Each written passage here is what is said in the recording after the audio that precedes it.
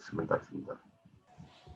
Baik, selamat sore teman-teman, Bapak Ibu yang sudah bergabung pada sesi ke-26 diskusi Let's Talk About Palm Oil.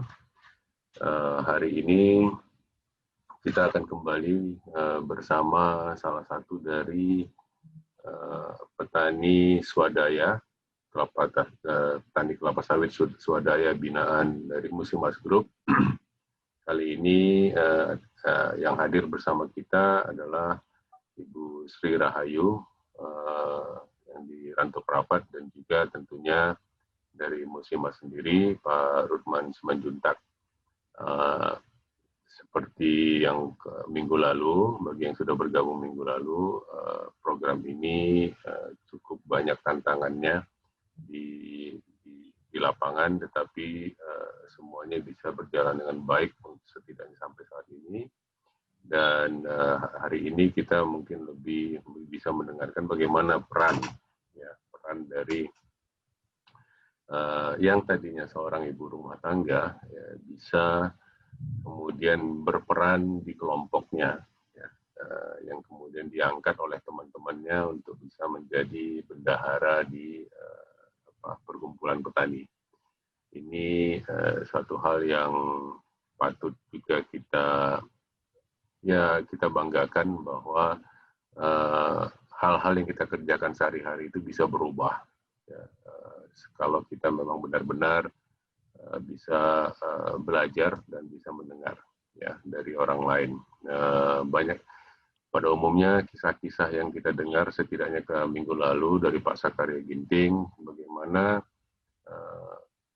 keberterimaan itu adalah konsep pertama, konsep awal. Tadi videonya yang kita saksikan Bu Hedi Munte juga mengatakan ya kami mau orang ini apa kan gitu ya. Jadi itu yang selalu menjadi resistensi itu dari duluan datang pada awalnya. Jadi untuk tidak berpanjang-panjang, saya kira kita bisa mulai diskusi kita. Kami persilakan Pak Rudman untuk melakukan presentasinya. Nanti videonya biar saya yang mulai dari sini. Sebagai ini juga kita kedatangan beberapa peserta baru yang paling saya ini ada beberapa dari Kalimantan nih, Pak Aminuddin dan juga Pak siapa ini, Pak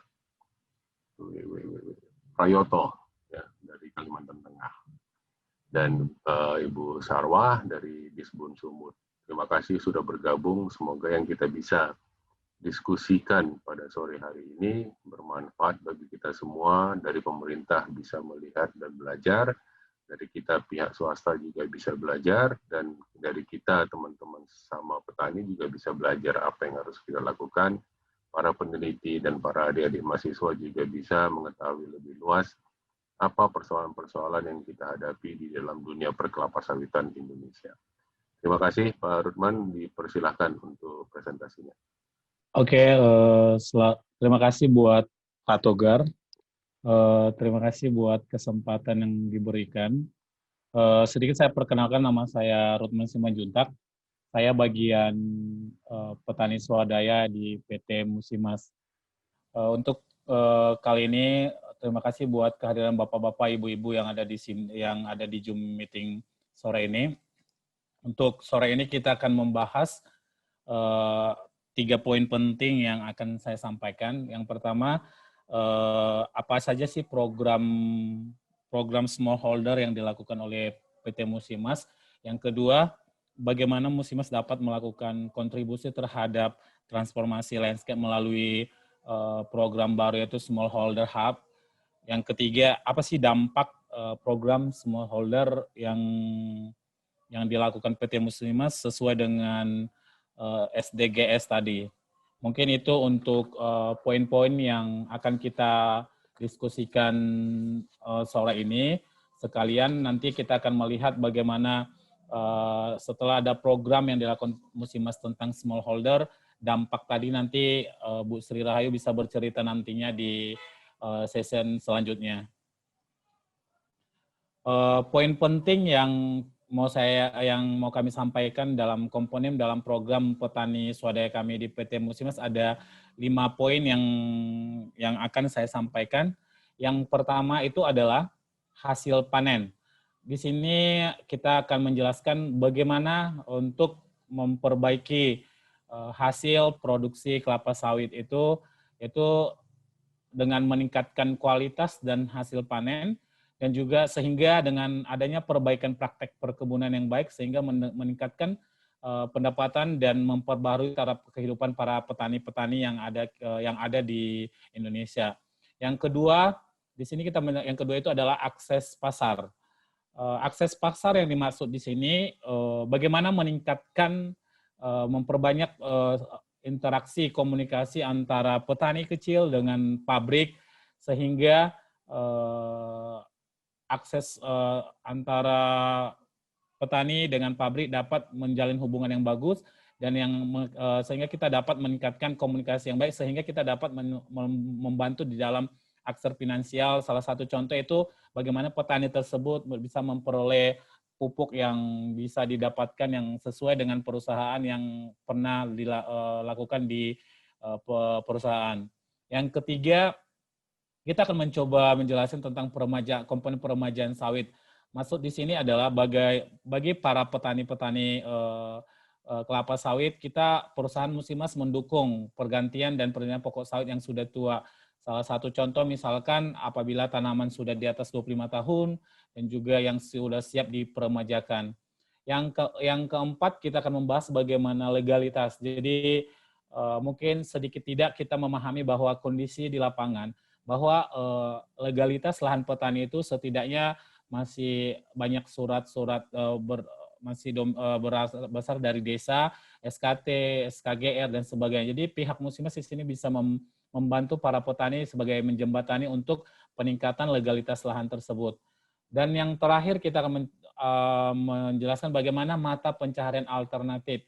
Mungkin di sini kita akan melihat dengan adanya program peremajaan sawit rakyat, dengan adanya program petani sawit di PT Musimas, dengan adanya program tersebut, bagaimana kita bisa meningkatkan pendapatan dan alternatif dari mana pendapatan yang didapatkan oleh para petani swadaya tersebut. Inilah poin penting 4 komponen dalam program pengembangan petani swadaya sawit yang kita lakukan.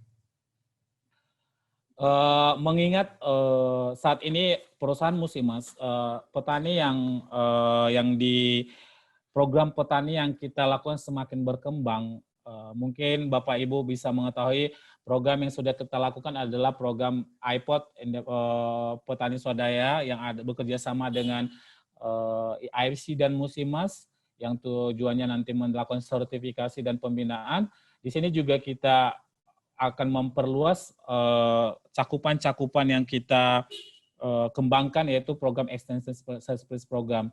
Jadi dengan melalui meningkatnya luasan-luasan yang kita lakukan untuk petani yang ada di Indonesia, kita ada namanya program Smallholder Hub ini, di mana program Smallholder Hub ini adalah salah satu pendukung untuk area-area petani. Maksudnya di sini untuk membina para petani-petani yang ada di area khususnya di Aceh Tamiang, Aceh Singkil, Aceh Selatan ini.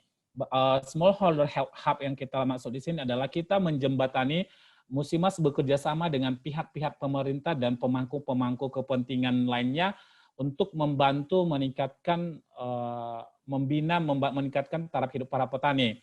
Maksudnya di sini pihak Musimas bertujuan setiap petani-petani yang kita bina tersebut, kita menjembatani para pemerintah, khususnya penyuluh-penyuluh lapang yang ada di salah satu di Aceh Tamiang.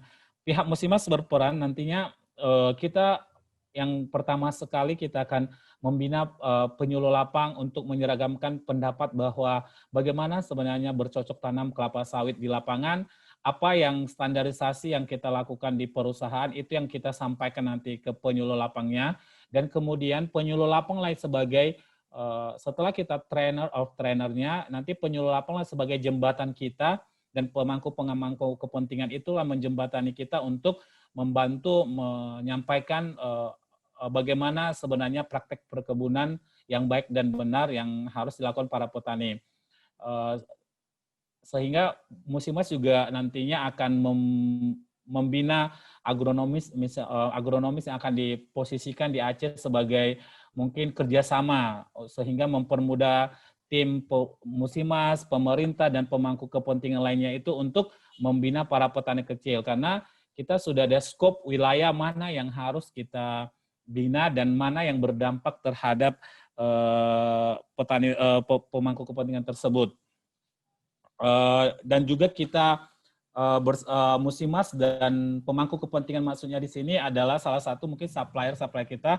Jadi Musimas sudah bekerja sama dengan pihak-pihak terkait. Salah satu contoh IDH, PepsiCo, Unilever untuk membangun smallholder hub ini.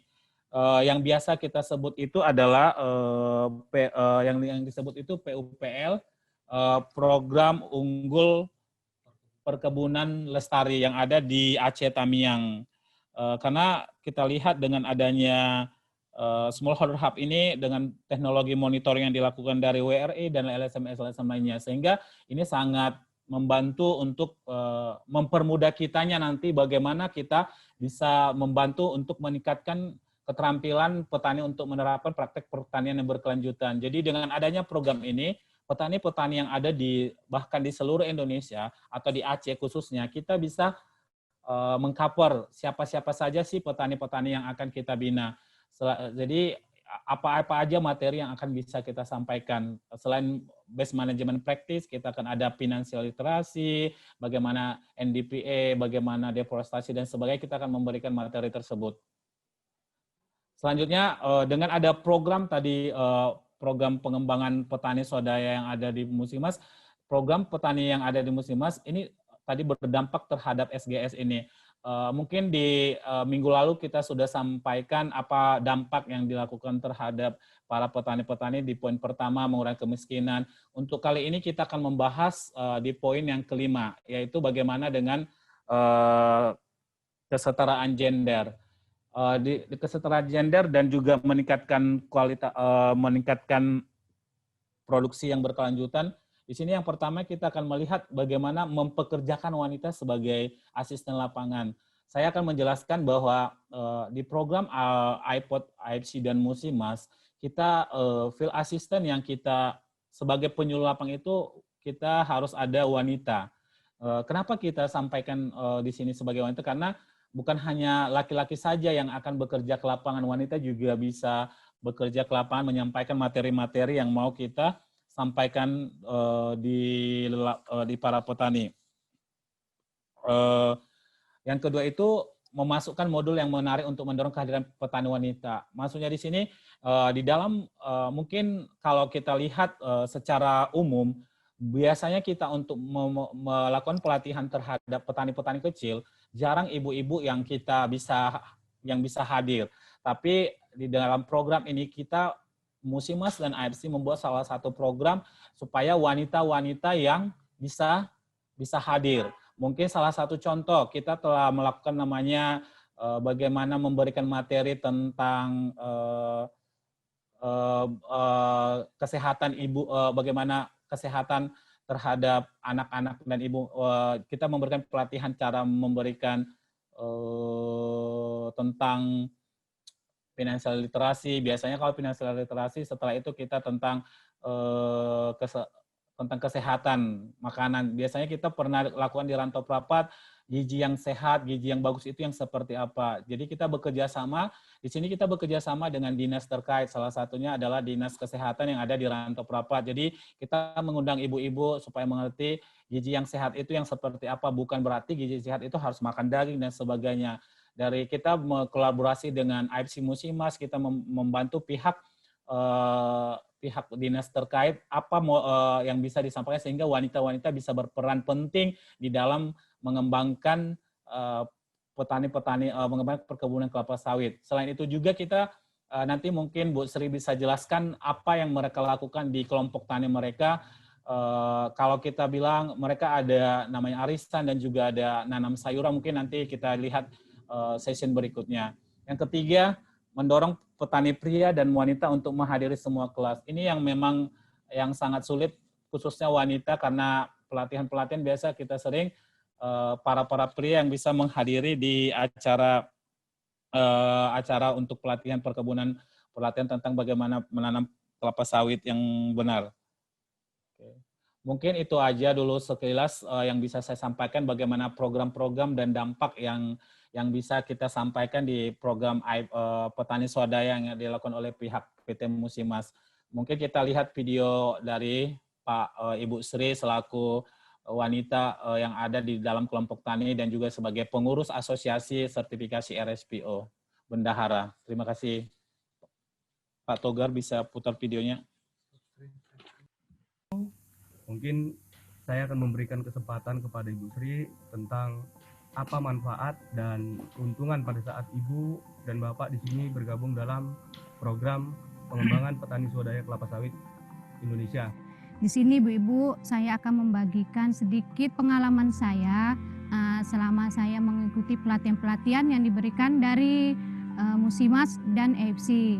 Kita telah mengetahui bagaimana pemupukan yang benar, pemeliharaan kelapa sawit yang benar, cara manen yang benar. Mungkin selama ini ya Ibu-Ibu kita menabur pupuk itu dicampur gitu ya Bu-Ibu. Tapi karena kita mengikuti pelatihan ini, kita telah mengetahui bahwasannya pupuk itu tidak boleh dicampur.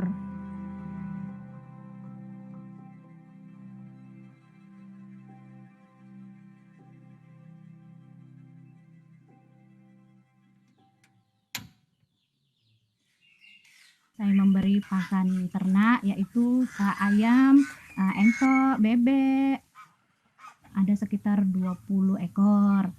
Kemudian saya membersihkan halaman dan menyiram tanaman. Saya juga menanam sayuran seperti kangkung, sawi. Saya selalu setiap sore memanen dan saya tolakkan ke pedagang. Semua pekerjaan itu saya sendiri yang mengerjakannya. Suami saya kerja di TNI, bertugas di Tobasa. Anak saya 2, yang satu sekolah akbit, yang satu lagi telah meninggal. Nah, sekarang kalau panjang umur dia mungkin SMP kelas 1.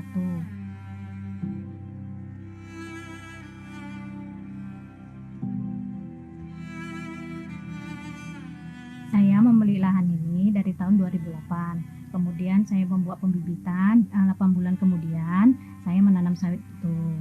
Saya penanaman sawit ini tahunya dari teman atau sahabat. Kalau saya tidak mengikuti program dari EFC dan Musimas, kemungkinan saya tidak akan mengetahui bagaimana cara pemupukan yang baik dan penanaman yang baik serta pemanenan yang baik. Produksi panen saya mulanya dari 5 ton, kemudian menaik menjadi 7 sampai dengan 8 ton. Kami diberi pelajaran atau pelatihan cara mengisi logbook, biar supaya kita mengetahui hasil panen kita per bulannya berkurang atau bertambah. Saya bergabung dari kelompok tani di tahun 2016. Kemudian saya diangkat menjadi bendahara di Asosiasi Petani di tahun 2018 sampai sekarang. Saya di bendahara mengatur semua pengeluaran dan pemasukan di asosiasi. Saya sangat bangga karena belum tentu di organisasi atau di asosiasi kita ini ada seseorang perempuan yang ikut campur di dalam asosiasi ini.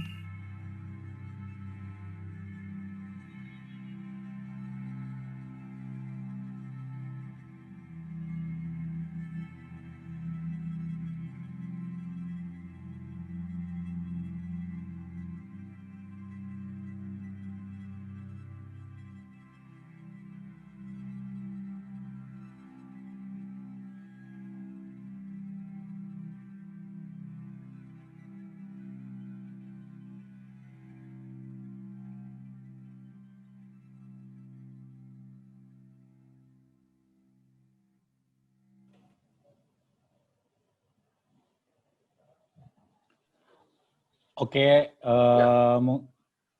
mungkin tadi kita sudah lihat Bapak Ibu, kita perhatikan sedikit singkat bagaimana kegiatan Ibu Sri Rahayu sebagai dari petani menjadi pengurus bendahara asosiasi, sehingga beliau bisa mengurus kelapa sawitnya juga. Mungkin sedikit bisa Pak Bu Sri bisa jelasin ke kita atau berbagi pengalaman apa-apa saja sih yang Bu Sri pelajari dari program petani swadaya kita, selain praktek perkebunan, bisa dijelasin mungkin sedikit singkatnya Bu, atau bisa berbagi buat kita semua.